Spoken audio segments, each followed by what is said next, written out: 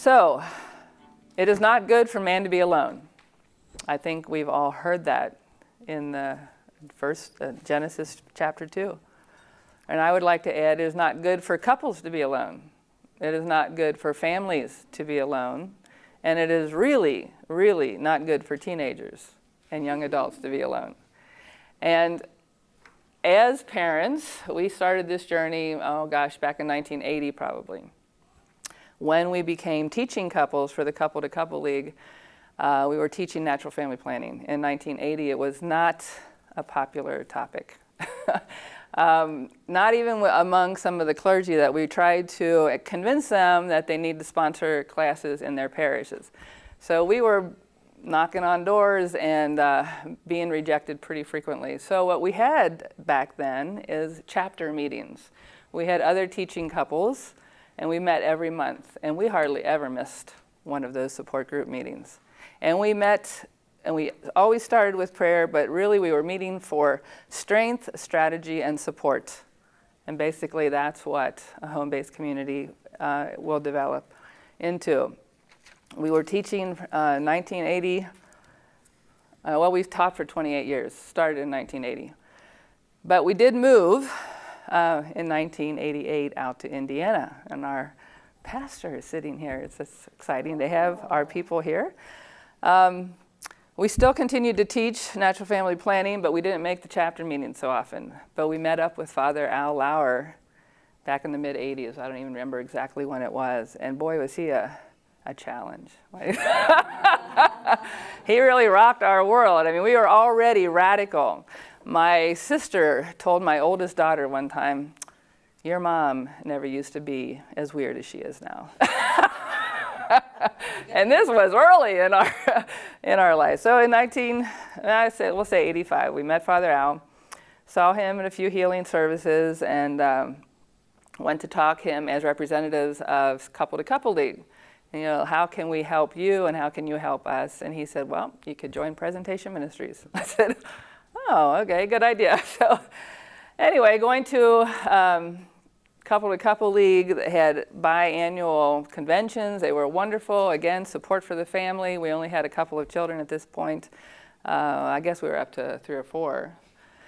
And decided to homeschool in 1988. Talk about taking another radical jump into weirdness.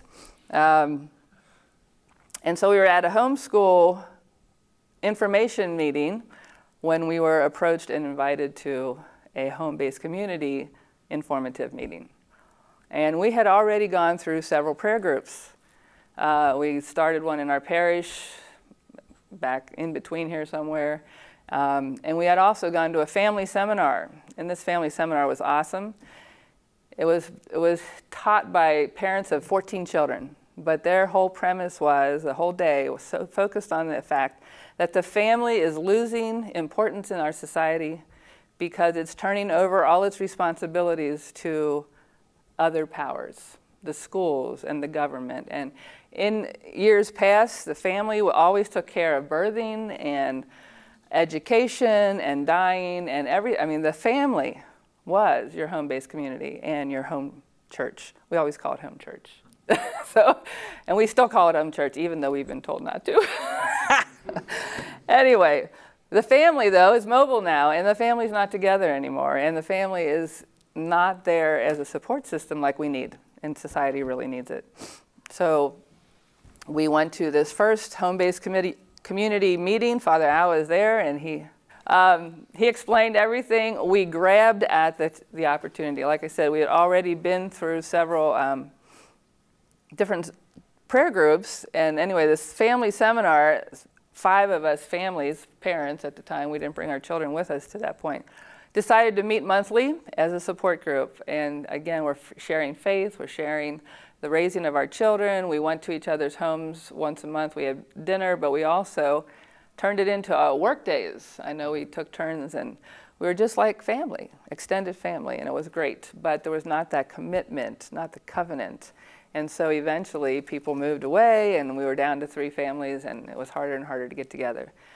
The parish church prayer group that we had also, we met for a couple years, and it was wonderful. And we had all different kinds of people, single women and married couples and children, like a home-based community. But again, without that covenant, it became harder and harder to meet regularly. And eventually, we just didn't meet. So when we met with Janet and Dave and Father Al, and we learned about covenanting and home-based community, we thought, yes, we're going to try this. We're going to try this. And the great thing is you only try it for a year at a time, 1 year at a time. I used to say our home school was only 1 year at a time. I'm not committing to 25 years of homeschooling. Actually, it ended up being 22. But 1 year at a time, 1 year at a time. But the support from people of like mind is so important, so important. And the support that we got in our first home-based community, Our Lady of Guadalupe, there were probably 6 families. We all had very young children, aged maybe 14 down to newborns, and there were probably 30 to 40 children. It was amazingly crazy.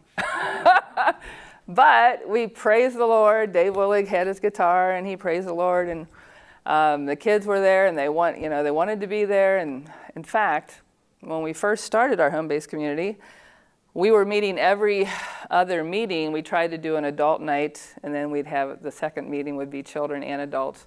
And after about 3 or 4 months, the kids were like, "What are you doing? Why can't we come? This is our home-based community." It was pretty revealing to us, like, wow, this is really good for our kids. And I like the quote, I don't remember, if you remember our Mrs. Hillary Clinton saying, "It takes a village to raise a child." It might have been the one thing that she got right. Okay.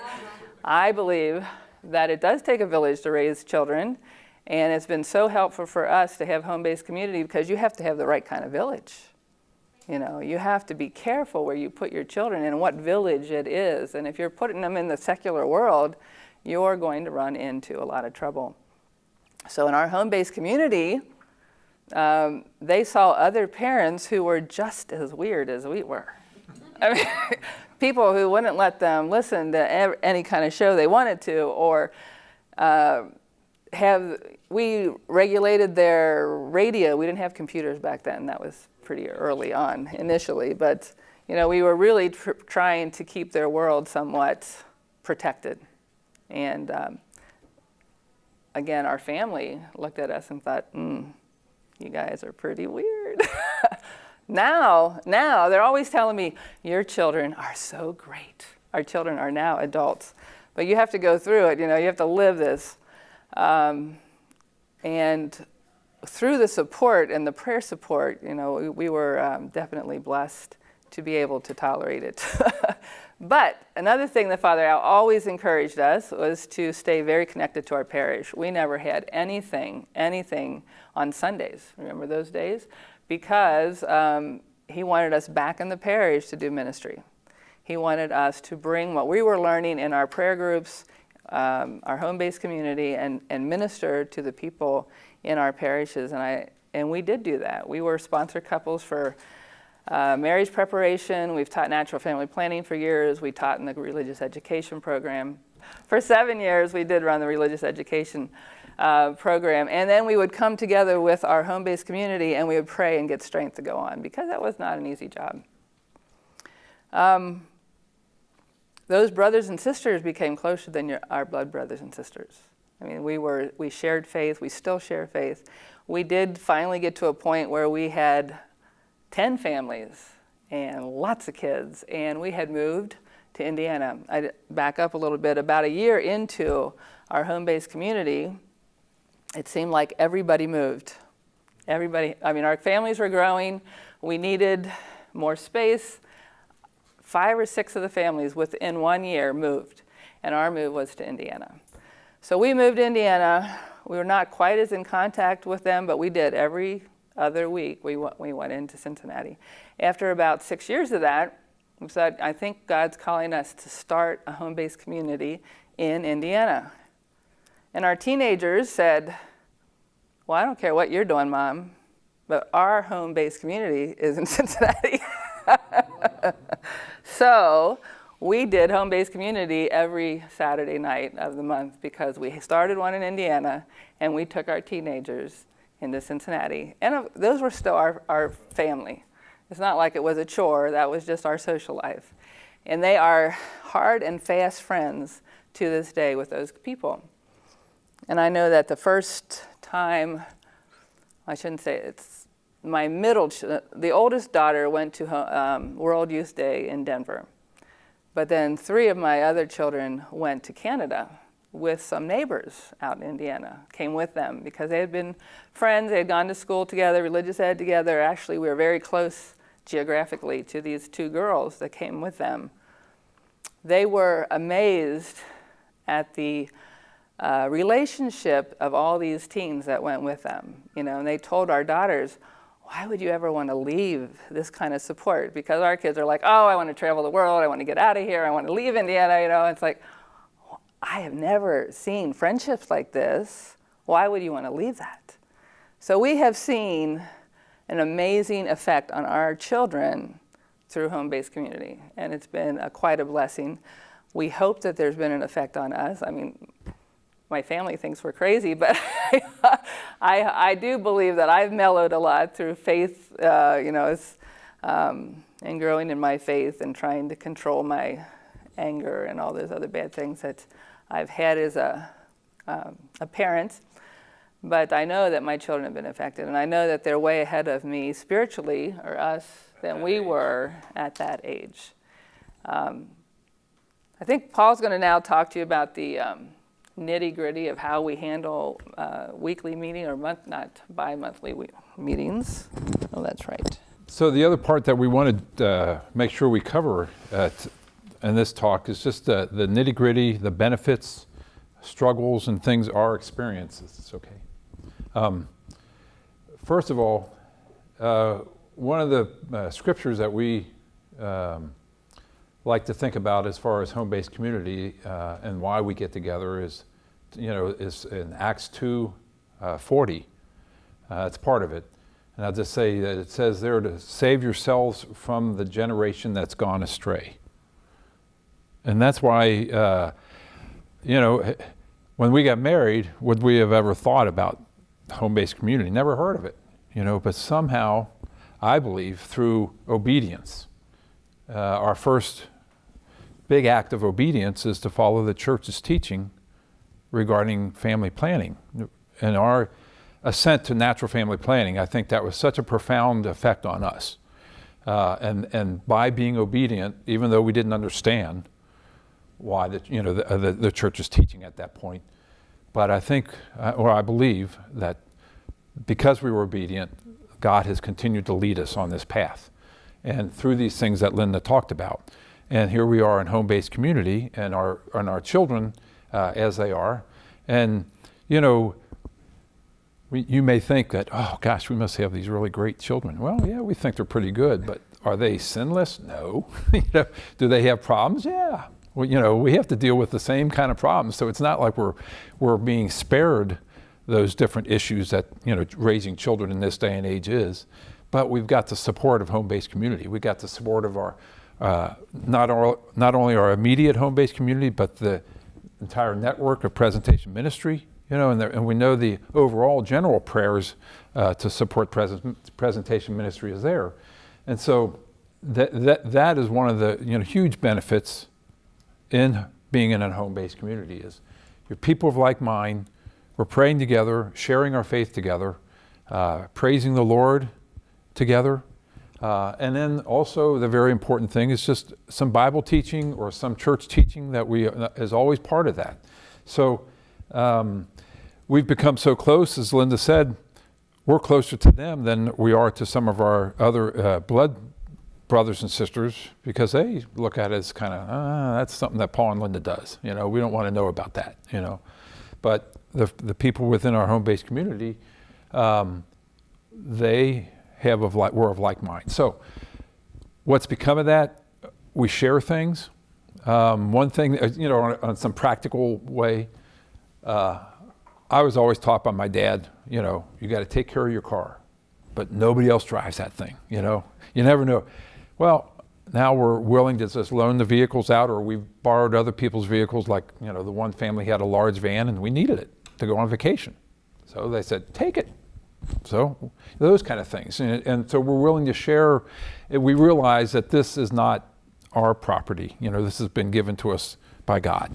So let's try to share it. So it's opened our heart to being more open to sharing and that kind of thing. We share our homes. You know, we've let people, you know, our kids will stay over their house, vice versa, and that kind of thing. And just we're just close friends, like Linda said. Praying together is just a tremendous benefit. We've had family problems and issues, and that we know we can go to them. We can put a call out to somebody, they'll pass it around, and we'll have this prayer chain, so to speak, where that helps us. Prayer is so valuable, of course. I think we all believe that. The life together in home-based community. Networking, it's kind of like a spider out there. We've got, we've broken off, branched off. Various home-based communities have started, from other home-based communities. And they all take on, in a way, their own character, so to speak. But the thing that holds us together is this covenant. And we write this covenant and it's established on, what are founding some Bible scriptures and that type of thing, and what are why we're getting together. And then from that, what's our commitment? And so, and presentation has had, kind of like a recommended inclusion of various things within that covenant. And I wish I would have thought to bring what ours looked like, but I'm sorry I didn't do that. But basically, it's a commitment that we're going to meet together twice a month.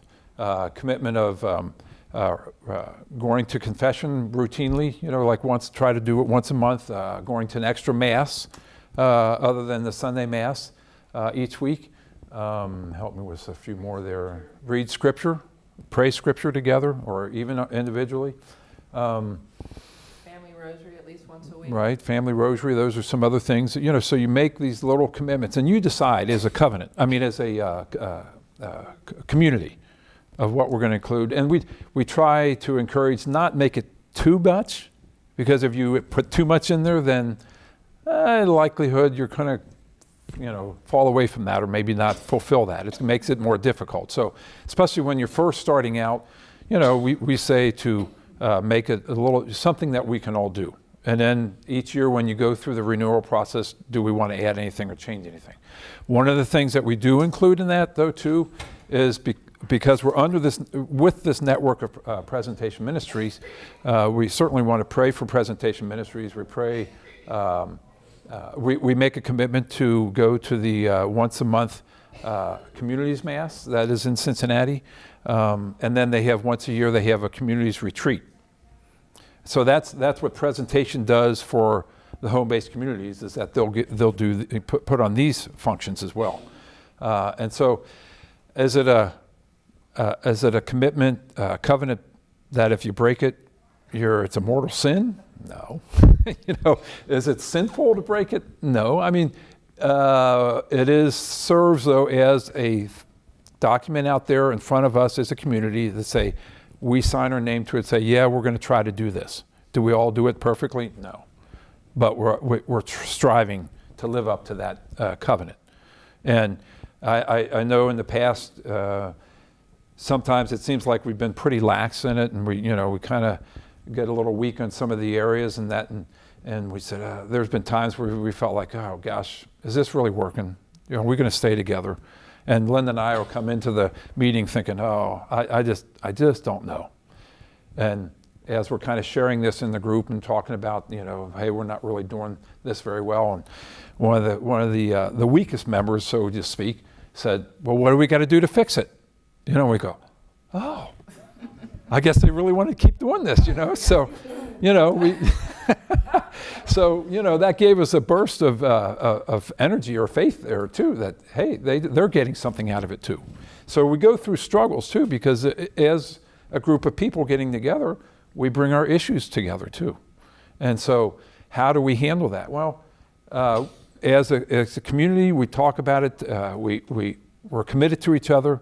What we talk about in our group, we don't go out talking to others about it. So that's one of the things that we have this confidence that, this is not going to be out there around the, whole community, So we have that security that we can talk about whatever's bothering us. So if we have particular issues with an individual or a couple or somebody struggling with something, we'll try to deal with that, whether it's just Linda and I talking with the other individual, or if it's just we're talking about it among the group.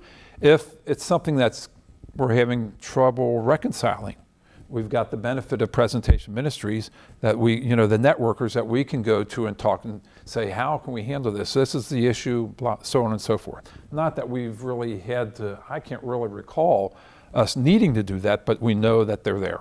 Home-based community, as Linda had mentioned, gives us the strength to go out and teach, or to go out and minister, to go out and do something in our parish. And so that was very important, as Linda said, that to Father Al, that this is not pulling us away from the parish. It's to equip us and to help us to be able to then work within our parish. And so, and that's been our experience in the past.